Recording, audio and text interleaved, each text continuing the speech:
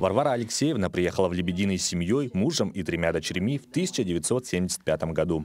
Несмотря на прошедшее время, она и сегодня помнит точную дату – 6 июня. Было движение, БАМ строился, думаем, там остановимся. А потом тут у меня до этого была же старшая сестра, жила здесь, в Лебедином. Ну и остановились здесь, в Лебедином. И до сих пор устроились на фабрику. Поселок в те годы процветал. Хотя и жилья мало было благоустроено, все вот эти вот китайские фанзы.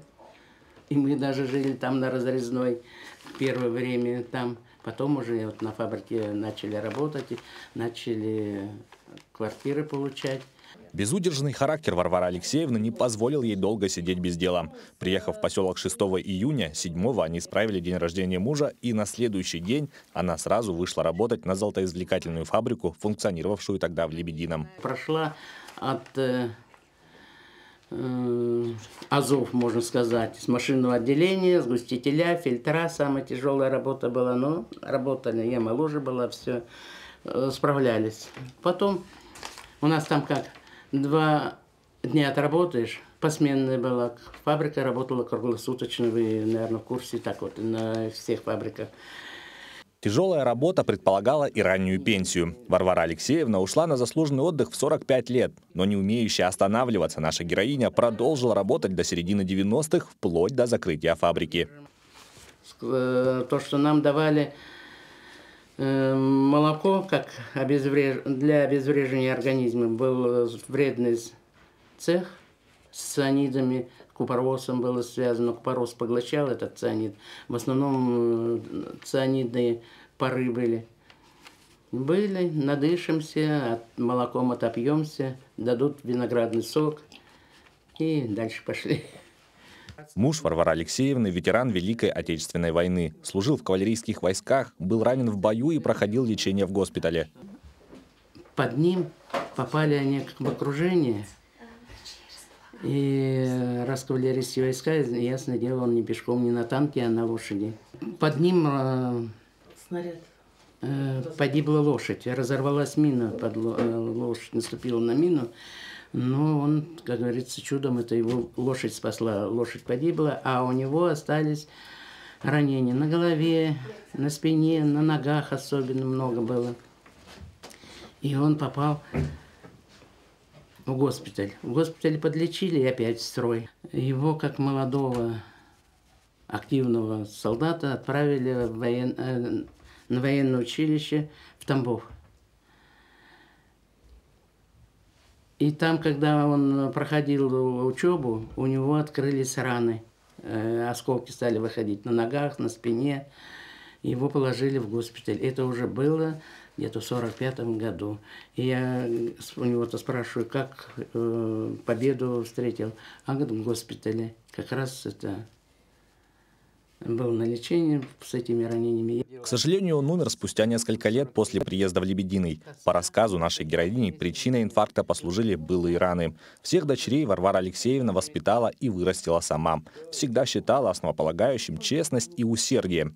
И сегодня дети с благодарностью принимают все наставления матери. Наша успеваемость, наша учеба не могла никак подвести родителей, маму особенно, так как мы понимали, что это... для нее это будет неприятно. И какую-то малую неприятность, чтобы ей сделать, мы учились хорошо.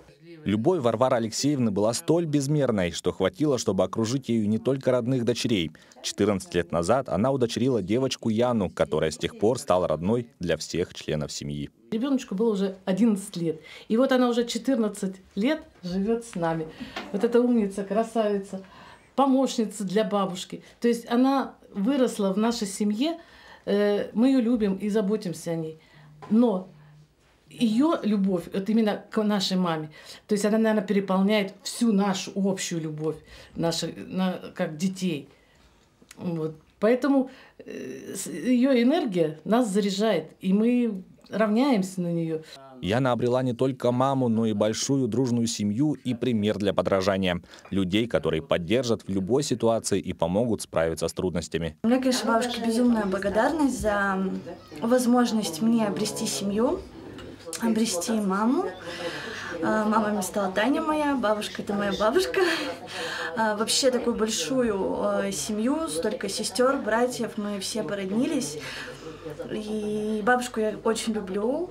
Она для меня пример такой целеустремленности. Она такой энерджайзер. По словам близких Варвары Алексеевны, ее любовь распространяется не только на родных, но и на всех окружающих. Это отражается во всем: в ее жизнелюбии и энергии, в работе и жизни. Помимо работы, она также занималась подсобным хозяйством, в том числе разведением животных. Занималась, ребятишки помогали, корова была, поросят держали, даже свиноматки были, что и кролики, и куры. Всегда хвалили молоко, всегда. Я его не успевала, даже, как говорится, заквасить. На расхват приходили все, даже солдаты приезжали за молоком, очень вкусное было молоко. Ну и ладно, и нам хватало, и детям хватало, и люди пользовались. Сегодня Варвара Алексеевна уже не ведет хозяйство, но ее неутомимая натура продолжает гнать ее вперед. Несмотря на уговоры родных, сейчас она подрабатывает дворником. Вот сейчас ей будет скоро 80 лет, в августе. Мы ее до сих пор, то есть, не можем отстранить от работы. Она просто каждое утро ей нужно что-то делать. Работа, движение — это ее жизнь. Мы, конечно, хотим ее немножко от этого оградить, у нас не получается. Активной Варвара Алексеевна была с самого детства. В ранние годы ей приходилось преодолевать большие расстояния на лыжах.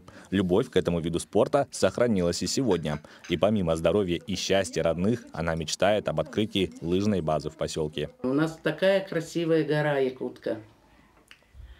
Такие условия для лыжного спорта. Что-то я слышала в газетах пишут, вот будут ее облагораживать, и для того, чтобы она была этим спортивным комплексом. Хотелось бы. Любовь, которую Варвара Алексеевна дарит всем окружающим, не остается без следа. И сегодня уже она сама окружена любовью и заботой всех своих родных и близких. По сей день вся семья продолжает отмечать все праздники вместе. Вот. Ну, постоянно стараемся каждые выходные к ней как приезжать, ну, по возможности. И она к нам, кстати, очень тоже любит ездить в гости. Всегда она в Алдан приезжает, что-то, какие-то у нее там дела нужно, мы там и по городу ее повозить, и все.